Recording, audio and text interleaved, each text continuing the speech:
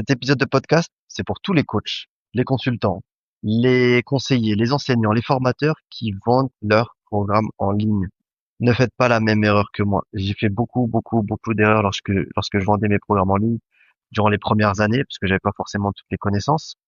Et c'est une erreur que j'ai fait uniquement lorsque je me suis digitalisé.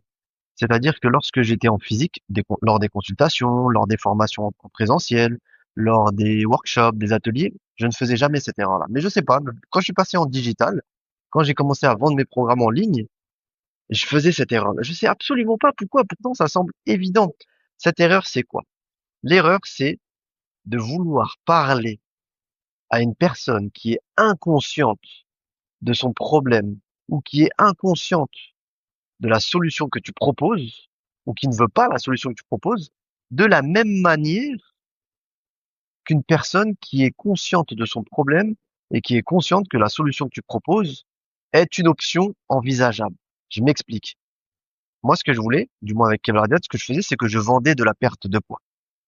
Je ne vais pas se mentir, toute personne qui est en surpoids, en obésité, ou du moins la majorité veut perdre du poids. Tu lui dis, hey, imagine si tu voulais perdre du poids, si tu pouvais perdre du poids en un coup de baguette magique.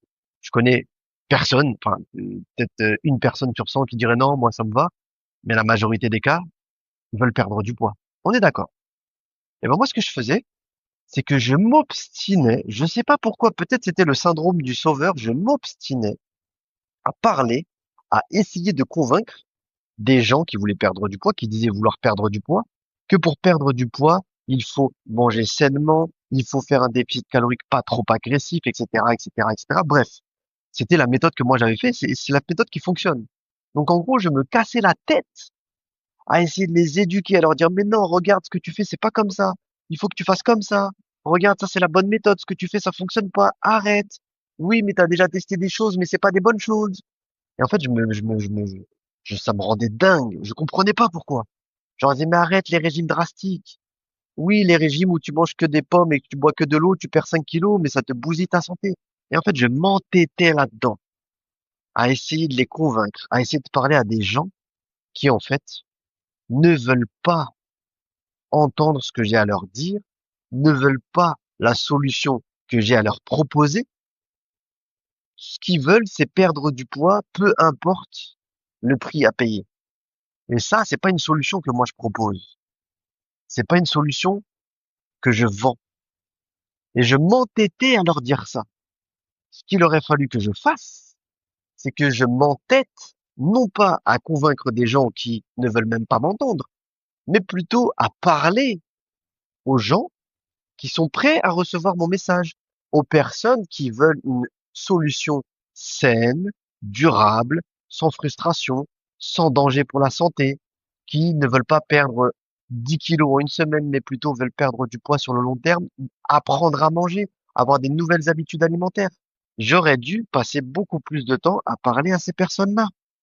Et donc l'erreur que j'ai fait moi, que je t'ai raconté, c'est que je perdais du temps, je perdais mon énergie, je divisais mon énergie avec des personnes qui en avaient tout simplement rien à faire de ma solution et qui, au final, n'étaient pas mon client cible. Ces personnes-là c'est pas mes clients cibles, ces personnes-là.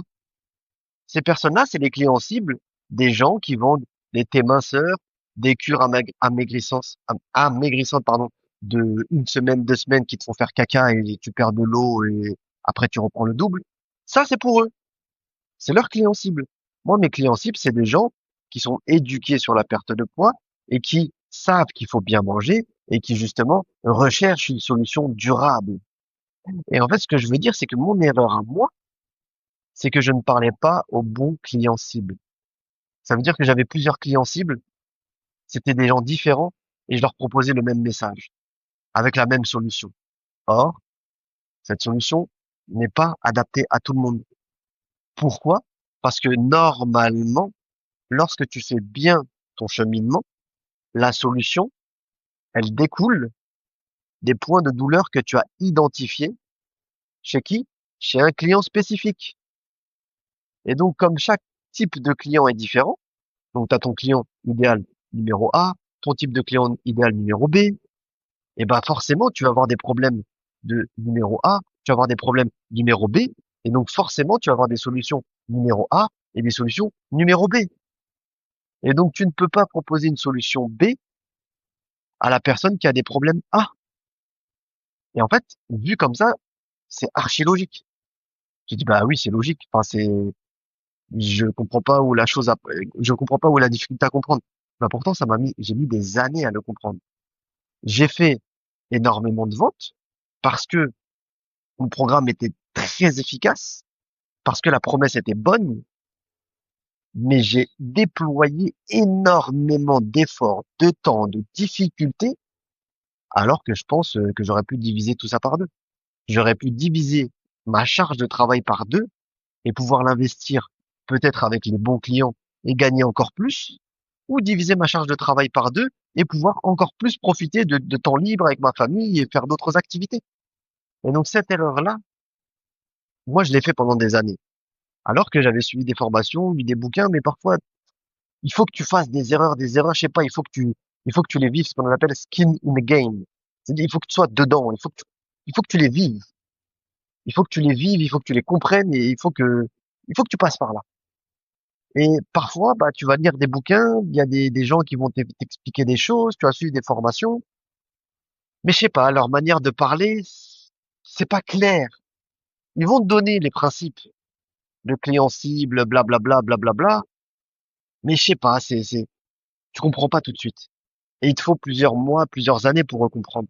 Et ça, si je peux, à travers ce podcast-là, à travers cet épisode qui sera court, te donner le tips et t'éviter de faire la même erreur que moi j'ai fait, eh ben, ça fait grand plaisir. Ça te fera gagner énormément de temps et toi, tu éviteras de perdre du temps, perdre de l'énergie, perdre de l'argent aussi parce que tu vas diviser totalement ton énergie et ta concentration. Tu vas perdre du temps à parler avec des gens qui ne sont pas intéressés par ton offre, qui ne sont pas intéressés par ta solution, alors qu'il y a des gens qui attendent, qui sont prêts et qui en fait attendent juste que quelqu'un poste sur les réseaux sociaux une solution que toi tu as à lui apporter. Donc il faut faire vraiment attention à ça, à ne pas distiller ton message, à ne pas distiller ton attention et à ne pas essayer de résoudre les problèmes avec la même solution de plusieurs clients idéaux, de plusieurs profils de clients. C'est comme si j'essayais de résoudre les problèmes d'un client masculin de la même manière qu'un client féminin. C'est totalement différent.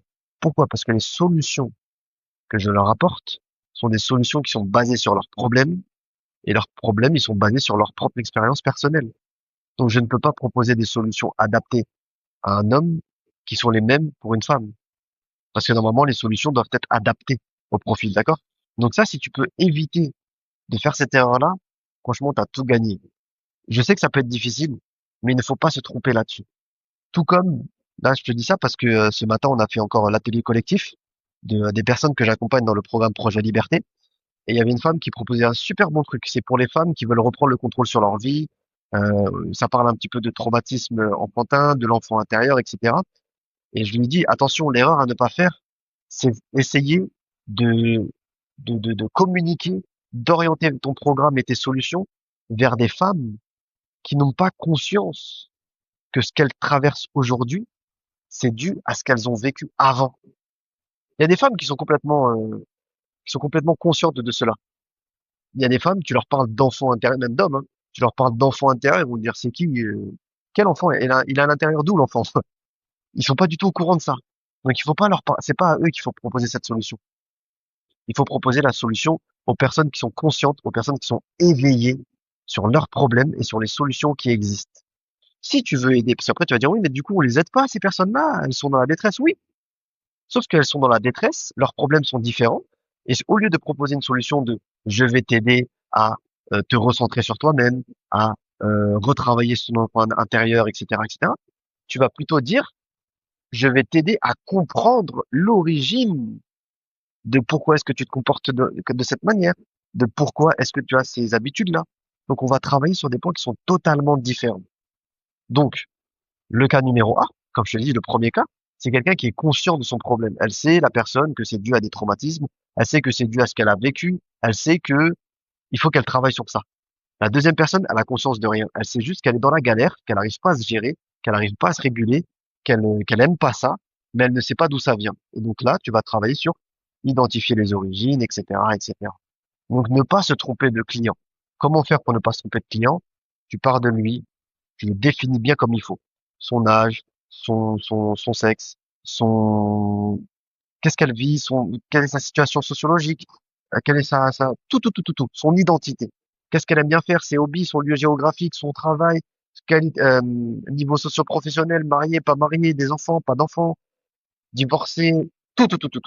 Il faut que tu fasses vraiment un client cible. Comme si tu faisais, comme ce qu'on appelle un avatar client. Tu vois, je sais pas si tu te rappelles sur la Wii, là, tu faisais ton bonhomme, bah, là, c'est la même chose.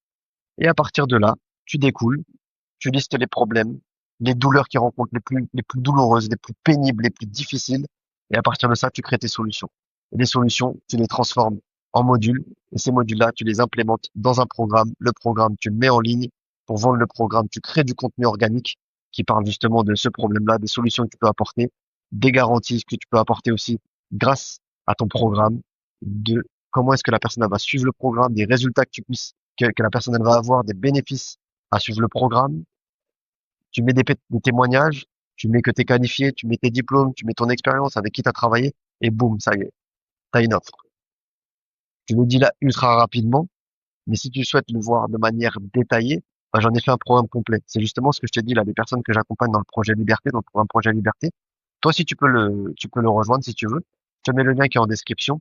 Tu as aussi le lien pour rejoindre la newsletter. La newsletter, c'est du contenu gratuit avec des guides aussi gratuits qui sont totalement, quand je dis vraiment totalement gratuits, genre, il n'y a aucun engagement, rien du tout.